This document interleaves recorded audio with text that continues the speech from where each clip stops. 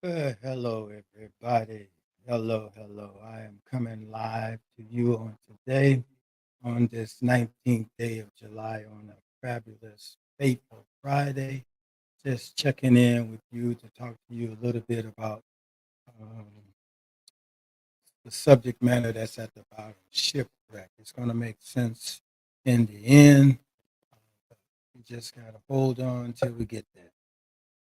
Hold on till we get there. I'm waiting till somebody come on. I know you're out there. I can hear you breathing. Come in, come in. I know you're not asleep. It's too early. It's only 6:15. Came on a little later than I anticipated, but I had some audio problems. It should be picking up on your feed by now. Hello, hello, hello. Come on in, come on in, come on in. I'm waiting to see. I see a little low on my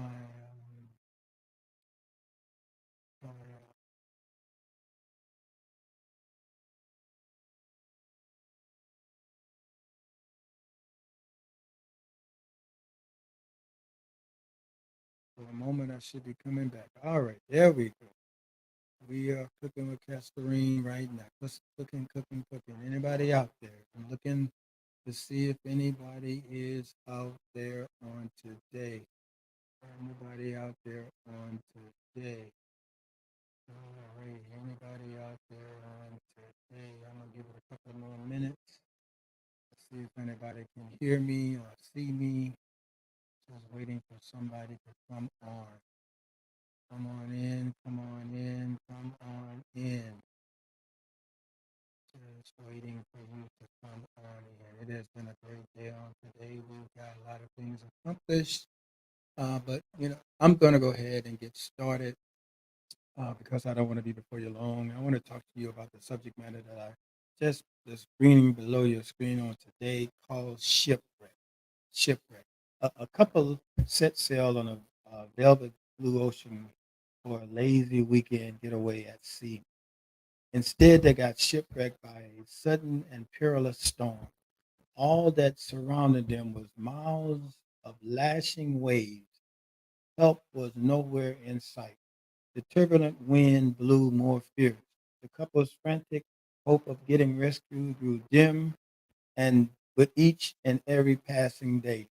When food and drink ran out, fear and panic set in on day 27.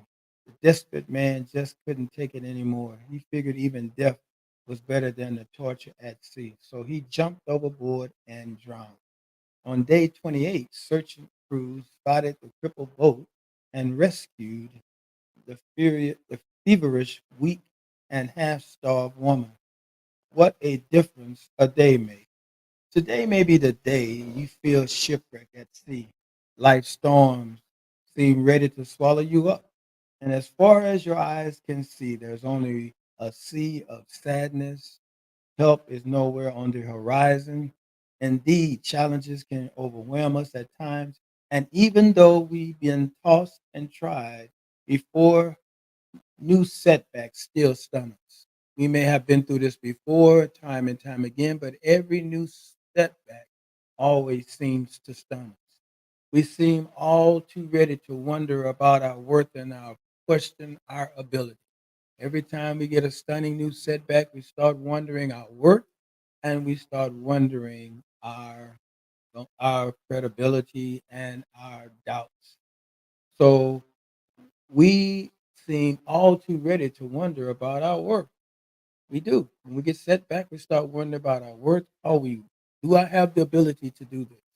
One steady plan to pursue a better life falls victim to sudden doubt. You are ready to celebrate. You was ready for that victory, but then doubt set in and you start doubting what you knew was to be true. Could we be off course? We ask. As soon as we hit a bump in the road or a crashing wave of high sea, we start wondering, could we be off course? But it is not the time to consider bailing out. In fact, there is a no better time to give into the feeling of giving up. No matter how strong the urge to abandon hope, we must cling on for dear life.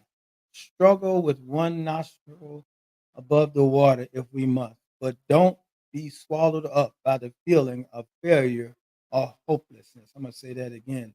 No matter how strong the urge to abandon hope, we must cling on for dear life. Struggle with one nose nostril above the water if we must, but swallow up the feeling don't be swallowed up, rather, by the feeling of failure or hopelessness. Sure, darkness will close in on your bright and happy plans now and then, but don't let it choke the life out of you, because we know life can be life, or your will to press on. So your compass may be broken. It seems you're drifting aimlessly. Remember, another day is dawning. Don't be found jumping overboard. Just as fate prepares, hi Daisy, just as fate prepares to toss you a lifeline, hang on. You possess rather the power to persevere through any wretched storm. So, like that analogy I started in the beginning, they got in a boat, they was shipwrecked. It was like day 27. The man got tired. It was a man and a woman, and day 27, he got tired. He said, "I'd rather die than to suffer through what I'm going through." So he jumped overboard and drowned. Day 28, the rescue boat showed up and saved the woman. She was half dead, but she was still able to be saved. That is just an indication to us. Do not jump ship too early. Keep holding on, keep pressing on, hold your breath if necessary, tread water if you have to. Hold on, plug up every hole that you can, and know that rescue is on the way. Paul, when the boat got shipwrecked and he got thrown on the island of Malta, and the people came and he went out and got firewood and put the firewood on the fire, and a snake jumped out and bit him, and they said, he must have been bad because the snake bit him. But when he did not die, they knew about the God that he served. So when people watch you in those times of turbulence time, when people watch you being tossed to and fro by the waves of life, when life keep lifing and you don't know what to do, don't allow yourself to become victim of sudden doubt. If God told you, hold on to what God told you to do. Don't give up. Don't quit. Just keep on pressing. Don't be shipwrecked. Wait for to be rescued. There's rescue on the way for you. No matter what you're going through, the rescue is on the way. It's going to take a while. It may take a little bit longer than you thought, but it is going to get there. You just have to hold on.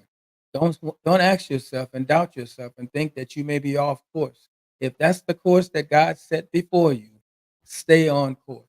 If that's the course that God told you to go, no matter how bumpy the road is, no matter how the crushing waves may come, stay on course.